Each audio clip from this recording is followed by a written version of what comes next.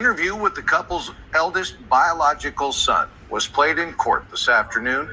In it, the boy, who was 10 years old at the time, told investigators that his parents chopped up orange food one night, blended it, and then put it in a bottle. He says his parents did this because Oren chewed with his mouth open. Well, they went to bed, the boy says, and in the night he heard noises but didn't think anything of it. The next morning, the boy says Oren was found face down on his mattress. The boy said he touched Oren's body and it was cold, prompting gasps from the courtroom audience.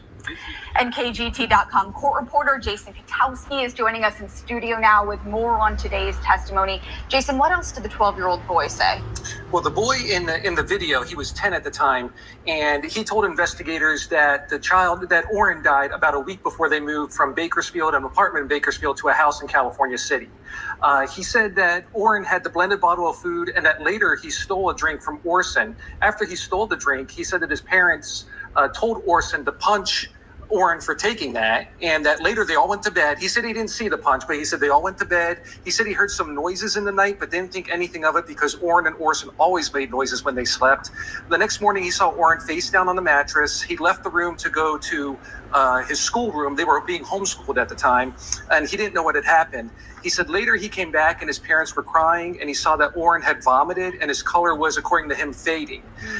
He said he touched the body, it was cold, and his parents asked him if they should call an ambulance. And they told him, if the police do come, there's a possibility that all of you guys could be taken away from us. So the boy said, no, we shouldn't call anyone. He said he was afraid that he'd be separated from his family.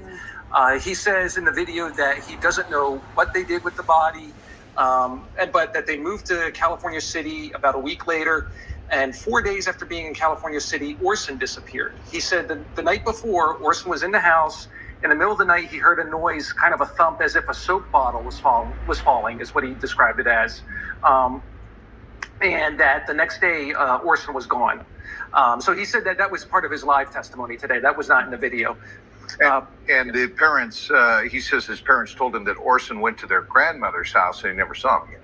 Yes, that's right. He said that Orson was taken to his grandmother, Maria, who is Jacqueline West's mother, and that he never, they didn't explain why he left, and that he never saw Orson again. And we found out that